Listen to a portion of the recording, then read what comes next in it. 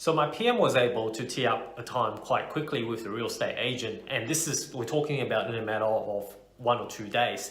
So I've got a copy of the contract, I've reviewed it, my PM did the inspection, gave me a call, told me that downstairs definitely has potential to be built out, and also half of the downstairs already kind of semi-living, and half of downstairs is legal height. So the other half of the downstairs is just missed out by legal height by that much, just a little bit. So that's why I thought if I can actually capitalize on that opportunity and create this into dual living downstairs, that was my blueprint essentially for this property. That's the plan. So if I can actually make this property a dual living by creating an extra living space downstairs and also turn the back shed into a separate granny flat, which I can potentially rent out separately, then that means this property will be giving me a really good cash flow. So that's what I had in mind in my original thoughts for my Woodridge property. Okay, so my PM gave me the feedback fairly quickly. That was good, ticked off. I then started putting through an offer. So because I've already got a contract, I've got the terms and conditions ready to go, the special conditions that's basically putting me into advantage.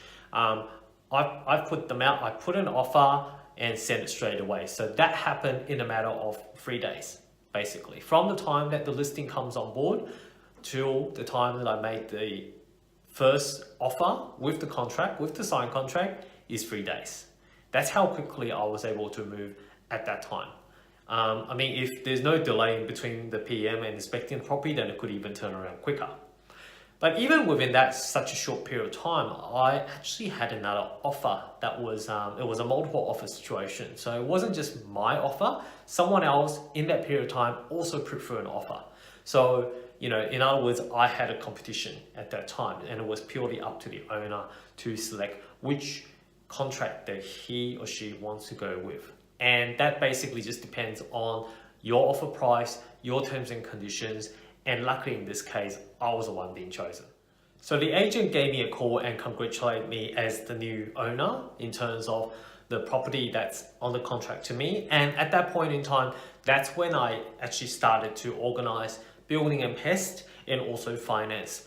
Now, in terms of building and pest, don't forget at this point in time, I haven't actually seen the property yet. Remember that by the time that I saw the property online first, till the time that I made the offer, till the time I accepted, it was within a couple of days. And all I know about this property is just through online pictures. And usually what I do is I only fly to see or inspect a property when the property is on the contract to me. In other words, I've got my front foot into the door, and that way I'm not wasting my time and my energy and my money resources on a property which is not really on the contract to me. So that's my strategy. Basically, I know that it was on the contract to me. When I'm organizing building and pest at the same time, I organize for my own flights and accommodation and car to actually go out there and meet the building and pest guys on the spot, so that when they've done their building and pest, they can walk me through in person about what's the issue of the property. And that's the first time that I actually seen the property as well. Just because it's an investment, I really don't need to have too much emotional attachment to it. That's why I developed that strategy to only go up there once the property is on the contract to me. Okay, so at that time, after it goes on the contract to me, I've organized building and pests, which happened in a couple of days, and I also flew up there to meet up with the BMP guys.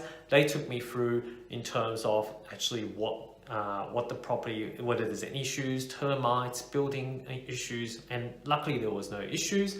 But because what my PM has told me previously before I made the offer, I already knew that there will be some work that's required. So I actually asked the PM to see whether she could organize a builder to meet me on spot on the site, so that when I got the builder with me there, it's the first time that they're seeing the property, it's the first time that I'm seeing the property. But essentially I got all the essential team members that's around me to be able to get a bit of idea in terms of the work that I want to do. And for this property, there's a couple of issues that need to be done. The fences need to be done because one side of the fence is already kind of falling apart. We've got the kitchen and bathroom renovation, which I thought that potentially I will need to do down the track as well. So I thought it would be good to actually get a quote. And also some rough idea with the builder there to see is it really feasible to build out downstairs? And what sort of ballpark figures will we be looking at? So all that, building a pest, getting quotes or getting a bit of ballpark idea in terms of what can be done on this property, all lumped together in one visit. And that's how efficient it is at that time. So at that point in time, that's building and pest ticked. Finance, obviously with my mortgage broker, was able to get done as well. So that's ticked. And also I've got the quotes in terms of how much it is for the work that I want to do. And that's another tick. And on that basis, before going unconditional, that's when I'm aware of what work I need to do and whether there's any other additional issues in the house that needs to be done in order for it to be tenanted. I've got all these quotes available and I can negotiate on the building and pest. So that's one of the other beautiful things about getting all the team members together. Now, not everyone will be able to do that, but I thought just, if you want to have it all streamlined and if you've got good team members on the ground that can actually help you do this, I would actually strongly recommend it because it's actually very, very efficient. So that gave you a bit of idea, I hope.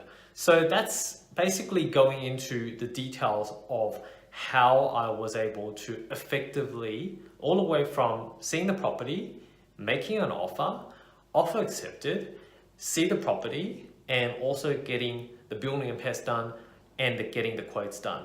So that's all happened within a matter of 2 weeks. So that's how efficient it could be. Hopefully it helps you from the first-time investor perspective. Now, if you want to see more details about how that journey of my property, just go onto my blog, which I'll put a link up here as well. But as usual, if you got any questions about what I spoke about today, feel free to reach out, comment below, or let me know what you'd like to see, what you'd like to hear more. Okay? So until next time, I will continue on my Invest Power stories.